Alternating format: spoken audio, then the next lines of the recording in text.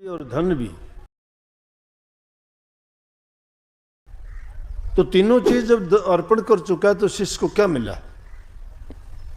शिष्य को श्रद्धा और विश्वास मिला, यकीन मिला कि उसके बदले में गुरु तुम्हें मुक्ति देगा, शांति देगा, जन्म मरण के बंधन कटेंगे, इस काल की जेल से छूटोगे।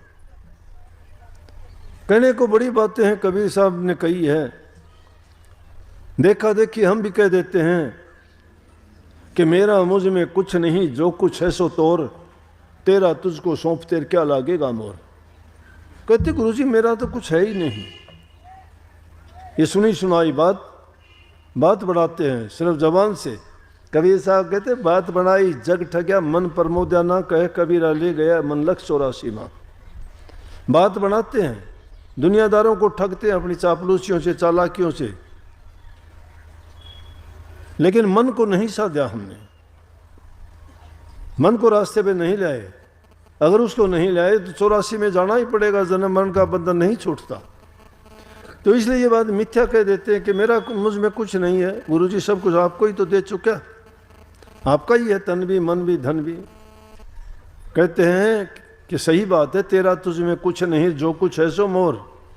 प्रभु के बारे में मान लीजिए जीवन परमात्मा का दिया हुआ है, उनको मान लीजिए ना। परमात्मा तो नहीं देखा लेकिन गुरु को तो देखा है। उसका रास्ता और कोई नहीं बता सकता, कहीं भी जाओ गुरु ही वो माध्यम है, गुरु ही आपको उनका भेद बता सकता है। और गुरु से जो बेमुख हो जाता है वो कहीं भी धक्के खा ले, उसका इलाज कहीं नहीं हो सकता। कहीं भी जाओ, हाँ गुरु के पास जाओ, गुरु ही इलाज करेगा। तो कहते हैं कि तेरा तुझ में कुछ नहीं, जो कुछ है सो मोर। कि इसमें सत्य है ये बात, तेरा कुछ नहीं है, मेरा है जो कुछ है वो। लेकिन मेरा मुझको सौंपते दिल धड़केगा तो तुम्हारा दिल धड़कता है। एक बात की बात है, होशियारपुर जाया करते सत्संग में, बूढ़े फकीर थे, उनका नाम भी फकीर चंद ही था। एक बार को अपनी जिंदगी का किस्सा बताने लग गए, यही इसी बात पे कहने लगे कि एक सेठ के पास गया मैं, बहुत पैसे वाला था, सत्संग में गया हुआ था, मेरे पास आया वो परेशान बीमारी से, बहुत पैसे वाला परेशान बीमारी से।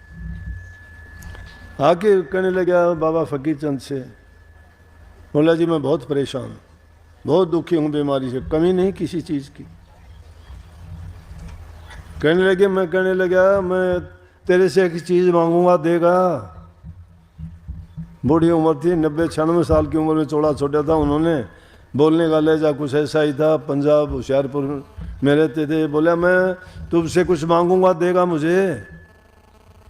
बोला कि उसका ऊपर का सांस ऊपर रह गया, नीचे का नीचे, के पता नहीं बाबा क्या मांगेगा।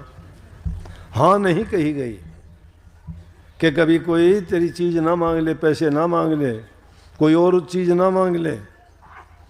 मैं कहने लगा मैं मांगूंगा, देगा तू? बोला कुछ नहीं। बोला 2-3 बार कहने के बाद मैंने कहा कि तेरी बीमारी मुझे दे दे। संतों का दिल देखो, क्या मांगते हैं, उनका बीमारी मांगते हैं। उसका दिल देखे, वो दुनिया के पदार्थ के बारे में सोचता है, कभी ये ना ले ले। तो कहते हैं ना कि मेरा मुझ में कुछ नहीं है, तेरा है सब कुछ, बाबा कुछ भी ले ले। लेकिन जब देने का टाइम आता है दिल धड़कता है, ऐसे करता है कि कभी बाबा कुछ मांग ना ले। क्या करेगा बाबा मांग के? स्वामी जी महाराज ने क्या कहा? उन्होंने कहा कि गुरु नहीं भूखा तेरे धन का, उन पे धन है भक्ति नाम का। पर मांगते हैं तेरे से, लेते हैं तो, पर तेरा उपकार कराऊं मैं, तेरी भलाई करवाएंगे वो। भूखे नंगे को दिलवा में, तुम्हारा उपकार कैसे करवाऊं जो तुम नहीं दे सकते, जो तुम दान पुण्य नहीं कर सकते, जो तुम नेक काम में नहीं लगा सकते, तो वो तुम्हारे से नेक काम में लगवा देंगे, तुम्हारा उपकार करा देंगे। वो अपने लिए नहीं, वो क्या करेंगे इतने धन का? उनको 2 रोटी तो चाहिए, इससे फालतू कुछ नहीं है। गुरुमुख इसी प्रकार से वाहियात की बातों में अपना विचार ख्याल दिमाग नहीं लगाता, समय बर्बाद नहीं करता।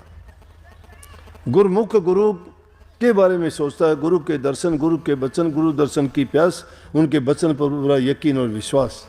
इससे बाहर निकलता ही नहीं है। गुरु की महिमा, गुरु की चर्चा, गुरु की याद। क्यों कही कबीर साहब ने, आ जा सतगुरु नैनन में नैन झाप में लो, ना मैं देखूं और को ना तो ही देखने दो। कि सतगुरु इतनी प्रीति। कबीर साहब कहते हैं, जो खुद खुदा थे, वो कहते हैं, आ जा सतगुरु नैनन में, तो मेरी नैनों में, आंखों में आके बैठ जा और नैनों का पर्दा डाल लो। मैं ये ऊपर से पलक डाल दूं, नैन ढाप में लूं, ना मैं देखूं, खुद भी नहीं देखूं, रोरों को भी नहीं देखने दूं, इतना कंजूस। आगे बैठ जाऊंगा आपको कैद करके रोक के, मेरे ही हो, मेरे हो।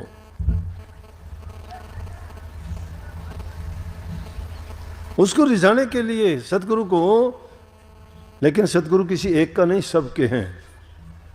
चांद, सूरज, आकाश, परातल, परमात्मा, ये किसी एक के नहीं है, सबके लिए हैं। ये पूरे 100 साल में पहली बार हो रहा है, क्योंकि ये पितृपक्ष चंद्र ग्रहण से शुरू हो रहा है और